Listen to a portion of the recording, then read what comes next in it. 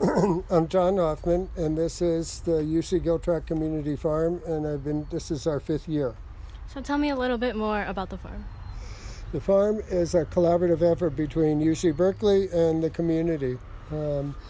For a number of years, over 20 years, people in the community were trying to get UC to unlock the gates and to allow people from the community to come in, even if it was just to walk around or walk through the woods and look at the deer and the turkeys.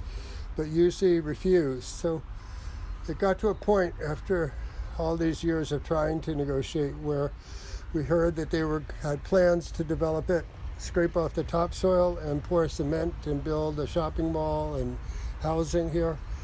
So a bunch of people got together and talked about a plan, started to grow, I think, over 6,000 starts around the Bay Area in secret.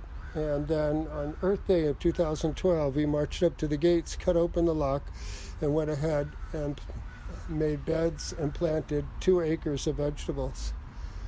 After 3 days, UC shut off the water, and so we got somebody to share a water tank with us, and we went around and got people to fill up the water tank with their garden hoses. And we'd bring it back to the farm and water the plants by hand. After 3 weeks, UC brought in riot police and arrested the people who wouldn't leave. And the people who didn't get arrested came back the next day, and even though the gates were locked, they climbed over the fence and continued nurturing the crops. As a result of the occupation, UC agreed to come to a negotiating table and share part of the land with the community, and that's how we got here. So a couple things that are important about this project. One is that we're really trying to deal with the question of access to land and food justice, and if people don't have access to land, there can't be food justice. They can't be able to grow their own food. So here we're trying to grow as much food as possible and get it out to the broader community of people who don't have enough to eat. The other thing that we're doing is trying to educate people, teach them how to be able to grow their own food in their backyard, front yard, on their porch, or at a corner lot that might be vacant right now, that with neighbors they might be able to start their own neighborhood garden. So there have been hundreds of people who've come and learned how to start growing their own food. We don't feel that even if we had the whole 14 acres that we could grow enough food here for all of the food insecure people in the East Bay.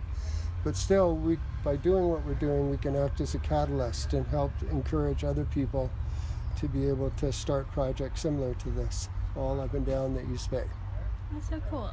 Do you guys have any upcoming events? Yeah, on October 14th, we have the Harvest Festival.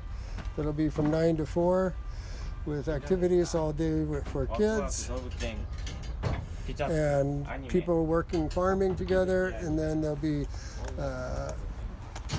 we'll make a big pots of soup, and there'll be lunch for everybody.